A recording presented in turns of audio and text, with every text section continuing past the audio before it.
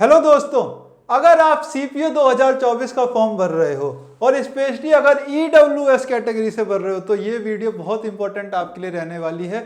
बहुत important notice SSC की तरफ से आया है। छोटा सा डिस्कशन करूंगा और बात को मैं यहाँ पर आपके सारे डाउट क्लियरली आपको समझा दूंगा।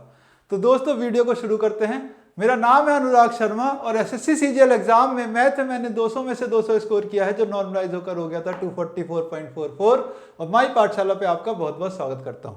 आइए, तो क्या है ये नोटिस, जरा देखते हैं। इस नोटिस में सबसे पहला पॉइंट जो है वो ये है कि पहले जो यहाँ पर जो दिया गया था वो गलत था और उसको इस तरह से आपको रीड करना है। इसका मतलब पहले जो था ये इसको गलत था, इसको भूल जाओ। ये पॉइंट यहाँ पर पैरा 5.1 जो नोटिस का है वहां पर क्रूशियल डेट जो है वहां पर 1/8/2024 है। और क्रूशियल डेट पे तो वैसे भी बहुत डिस्कशन हमारा पहले ही हो चुका है कि क्रूशियल डेट जो एज की मांगी गई है, जो एज रेकनिंग की जो डेट है वो 1/8/2024 है। तो कहीं पर गलत से अगर 2023 लिखी थी तो वो गलत थी, वो 1/8/2024 रहनी है।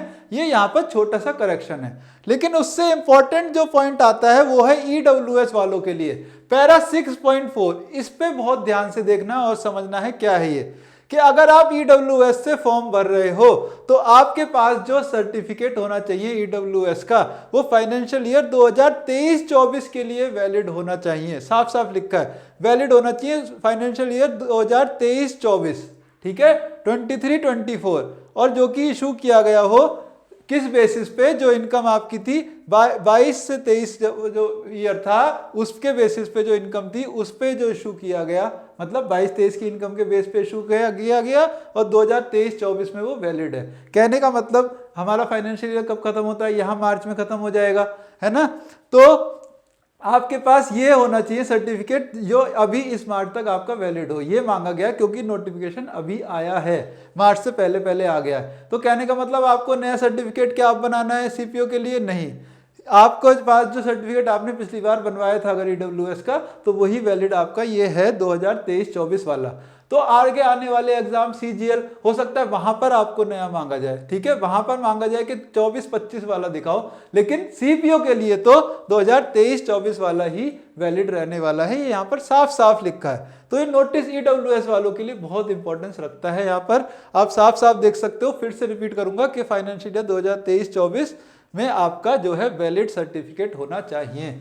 तो ये थी छोटी सी जो नोटिस सीपीओ की तरफ से। और दूसरी इंपॉर्टेंट बात मैं आपसे ये कहना चाहूँगा कि सुबह 10 बजे मैथ की सीरीज हमारी लाइव रहती है जिसमें हम मोस्ट रिपीटेड पैटर्न सीरीज कर रहे हैं आने वाले एग्जाम सीपीओ और सिलेक्शन पोस्ट के लिए, जो कि 6 से 8 मई तो सिलेक्शन पोस्ट है और 10 से 13 मई सीपीओ का एग्जाम है।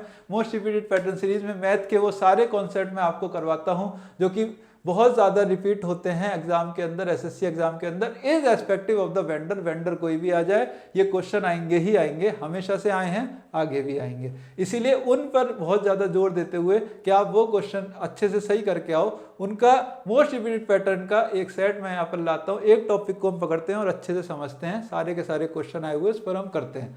तो सुबह 10 बजे जरूर मेरे साथ लाइव रहा करो और वहाँ पर क्वेश्चन अटेम्प्ट करने की कोशिश किया करो मेरे साथ। तो हम अब मिलेंगे मंडे को सुबह 10 बजे। तब तक के लिए गुड बाय, टाटा, नमस्कार, जय हिंद।